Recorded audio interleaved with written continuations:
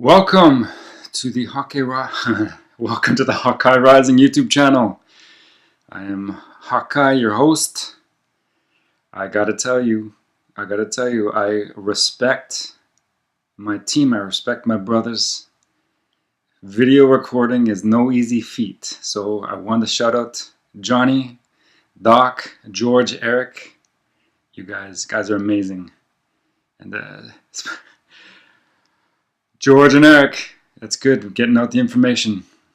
Johnny, thanks for the impetus, the push over the edge to get this baby going. So before this laptop gets mopped up or thrown across the room as a frisbee, let's put the wheels back on the bus. It's going for a little ride. So yes, inaugural video. What are we breaking wine over? A bottle of wine over a bow of a ship, or yeah, setting sail over the flat Earth. Anyway, I got some information I would love to share with you today. So let's begin. Canada. Canada's, of course, my home country. You know from previous Resistance Rising or the Suruchi Team Brief shows with Johnny and the team. I am one of the two Canadians on the team, the Suruchi team. I'm very grateful to be a part of that team. Anyway, so as one of the resident Canadians, of course, Canadian history has been a part of my focus for the last, well, let's say even last year, as well as coinciding with so Canadian history coinciding with also the study of the history of the Jesuit order. I think it's important to note, very important to note, let's make this note right now. Malachi Martin, page 490 of his book The Jesuits. Martin implies that if a Jesuit writes a book, it is in essence the Jesuit general or superior general who sanctions the book or writing in view of the oath of obedience. That's an interesting point. Another point I'd like to make, especially now as we put on this filter over history of and through the Jesuit order. If the Jesuits are behind it, it is a counter-Reformation movement. Okay? If the Jesuits are behind it, if there's Jesuit symbolism, if there's a Jesuit involvement, we must assume it is a counter-Reformation move or movement. Okay? So that in thought, or that in mind, I do want to share a bit of history, something I've been, of course, back to Canadian history. Canada, the foundations of its future by Stephen Leacock. I just wanted to read a small portion from the author's foreword. Here then is the story of the making of Canada. The aim of the narrative is to show the foundations of our present national life. The large canvas of our Canadian history carries a wonderful wealth of light and color in the romance of exploration and adventure. In its foreground are the waving banners that mark the alternating fortunes of war, but set within all this is the real picture, the deeper colors and the quiet shades that reflect the life of a people, the silent growth of a nation. So interesting forward by Leacock. Something I wanted to read from. So another book, The Jesuits, a recent book, The Jesuits by John O'Malley, S.J. We have this interesting timeline, which I wanted to point out a couple items. So important dates in the history of the Society of Jesus. We have 1491, the birth of Ignatius Loyola. Okay. 1521, the Battle of Pamplona, where Ignatius was wounded and his conversion begun. 1534, which is an important date that will come up again shortly. So 1534, Ignatius and 6 fellow students at the University of Paris pronounce a vow to go to Jerusalem. 1540, official approval of the Society of Jesus by Pope Paul III. 1542, this is in a way, a tangent. Francis Xavier arrives in India. That'll be topic of another time. So I wanted to cover the preface of the Jesuits by John O'Malley, S.J. Within a few decades, if you got the book, read with me. Within a few decades, the Society of Jesus will observe the 500th anniversary of its founding in 1540. During the course of almost 5 centuries, it has had a rich, complex, and often tumultuous history. Much admired and much reviled, it has from the beginning eluded facile categorization. On the most basic level, the Society is simply a Roman Catholic religious order whose members pronounce the traditional vows of poverty, chastity, and obedience. Interesting note. We can add here, because it's not spoken of, but we can look it up. I'll leave a show note. The fourth vow, or the extreme Jesuit oath, which, like, back to the point of it, the Jesuits are behind it. It is a counter-Reformation move or movement. We must view any move by a Jesuit or the Jesuit order through the filter of the fourth vow. So if you don't know it, get to know it. It's offensive, it's controversial, but it is important to know, especially depending on your belief system. I happen to be a born-again Protestant Christian. If you don't share the same beliefs, well, that we can have our differences, but something we must all know, because this affects everybody regardless of belief system, is who the Jesuit order was and is. And of course we get to know them specifically through their extreme Jesuit oath, also known as the fourth vow. Like the members of the other orders, the Jesuits engage in traditional ministries of preaching and administering the sacraments. Like the members of many orders, Jesuits travel as missionaries to distant lands and peoples. Great point to note, as we know. Okay, Jesuit missionaries travel to distant lands and peoples. Of course, this ties into Canadian history, which I've been revisiting and studying, getting to know, getting familiar with again. Unlike what I had learned in high school, which only scratched the basic surface, if that. To continue, the world is our house, as Geronimo Nadal, an early and extremely influential Jesuit, put it. About a decade after their founding, however, the Jesuits began to operate schools for lay students, something no religious order had ever done before in a systemic way. At that point, they began to assume a profile that was altogether distinctive. Through the schools, they were drawn into aspects of secular culture in ways and to a degree unprecedented for a religious order. Jesuits became poets, astronomers, architects, anthropologists, theatrical entrepreneurs, and much more. The much more part we'll cover at some point. They were much appreciated. They were also feared and hated, even by many Catholics. Histories written about them have for centuries reflected this bifurcation. The Jesuits were saints. The Jesuits were devils. Of course, there were always more judicious appraisals, but only about 20 years ago did an almost seismic shift occur as historians began approaching the Jesuits in a more even-handed way, asking the simple and neutral question, what were they like? This approach has been extremely fruitful and has generated an unprecedented outpouring of studies on every aspect of the Jesuit enterprise. The quality of this new research is consistently high. We now know more about the Jesuits than ever before, and we see them in the new and helpful perspectives. The pages that follow are informed by that scholarship. In them I limit myself to 2 objectives. 1, to provide in almost skeletal form the basic narrative of the origin, development, triumphs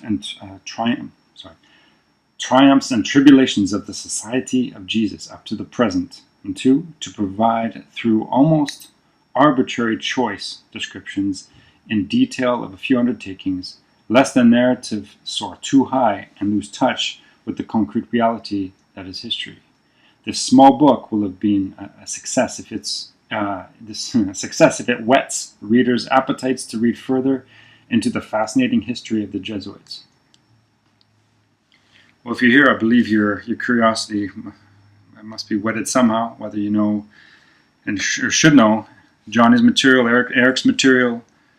Johnny, as you know, author of to date 3 books: Illuminati Unmasked, Secret History, and Eaters of Children, the Pedocracy Exposed.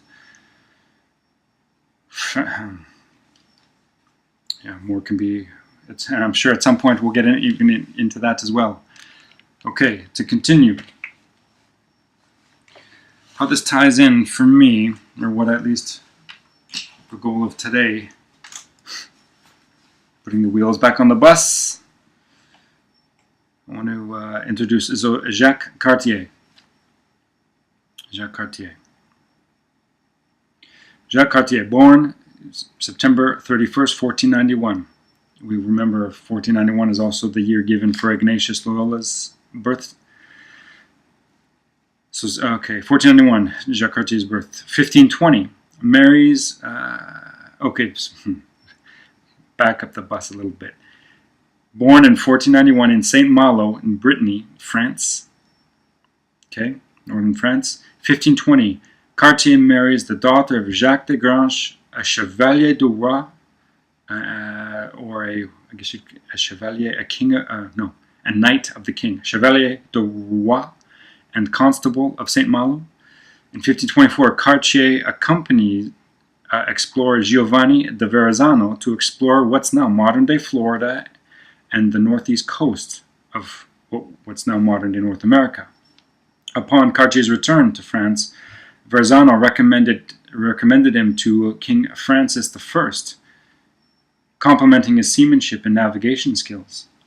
In 1532, the Bishop of Saint Malo, and also Abbot of Mont Saint-Michel, the bishop introduced Cartier to King. So a personal introduction was made of Cartier to Francis I, and after that, King Francis I commissions Cartier to undertake official exploration of North America, to quote-unquote discover certain islands and lands where it is said that a great quantity of gold and other precious things are to be found.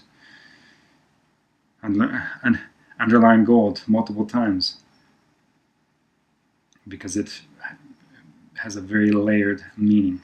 Cartier set sail on April 20th, 1534. April 20th, significant date. That'll come later.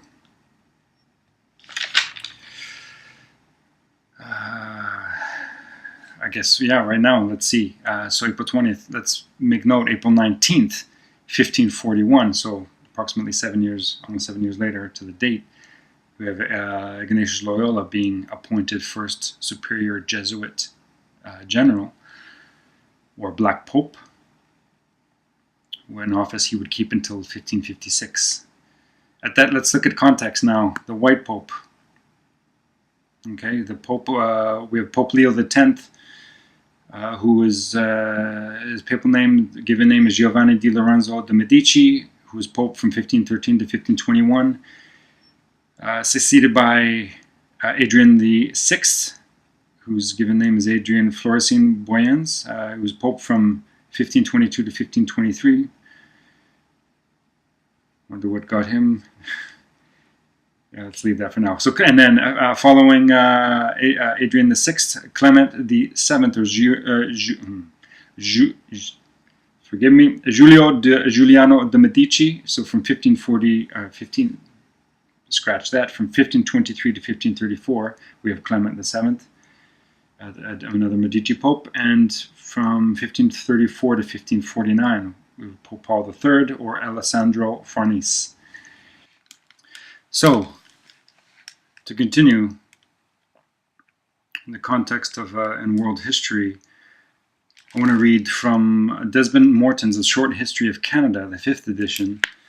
I'd like to note that the copy that I got from the library is colored with crayon. I think the the person who had this at some point before me. Made some interesting notes. Anyway, so crayon. Page 17. If you if you have this in your library, grab it, open it up. If not, listen to my nice, warm, gentle voice. Cartier's Quebec from chapter 3, page 17. It was not just the natives whose history began before 1867. For George, 1867, of course, being Canada's birth. For George Etienne Cartier or any other Canadian, the history of Canada began in 1534. Again, 1534, interesting date. Oh, we remember Loyola, when another Cartier had made his landfall on the Gaspé shore of the Baie de Chaleur by erecting a cross and claiming the continent for his most Christian Majesty Francis I. Jacques Cartier, the veteran navigator from St. Malo, had posted the French bid for North America. The bid ignored the claims of Indians or Inuit established for thousands of years since their ancestors had crossed the Alaska land bridge from Asia. Even some Europeans had staked an earlier claim. Vikings, driven west from Iceland to the coast of Labrador, Newfoundland, and perhaps even New England, had recorded their discoveries in Norse sagas.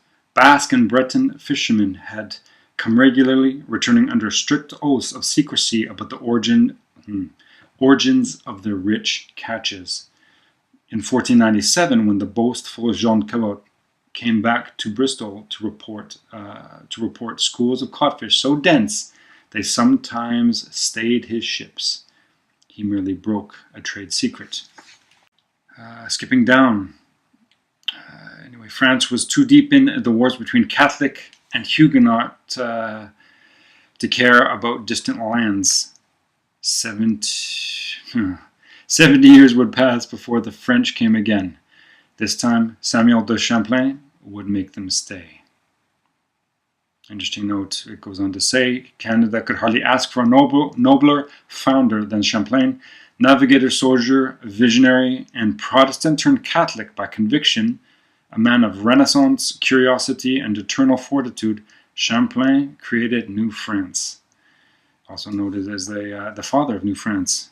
And it's said that the first Jesuit missionaries or black robes would have accompanied Champlain to what is now North America to evangelize the indigenous peoples. But looking back, obviously, on the Canadian history, we tell a different story. Going by judging a tree by its fruit, we know that the intentions of those missionaries were far from evangelizing or spreading what we know and understand as the gospel of Jesus Christ.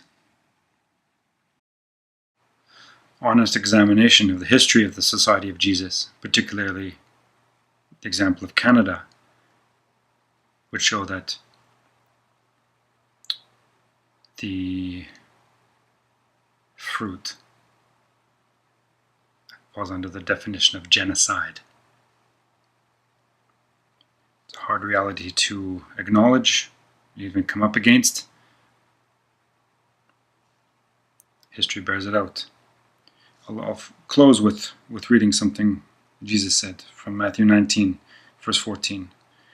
Jesus said, "Let the little children come to me, and do not hinder them, for the kingdom of heaven belongs to such as these." We have a saying within Team Sarucci, when the king returns, payback will be a bitch. I think this is a good point, good place to finish, to end. More will be covered, obviously, in the following videos. Thank you so much for joining me, listening. Questions or comments, you know what to do. Until next time, this is Hawkeye from the Sarucci team.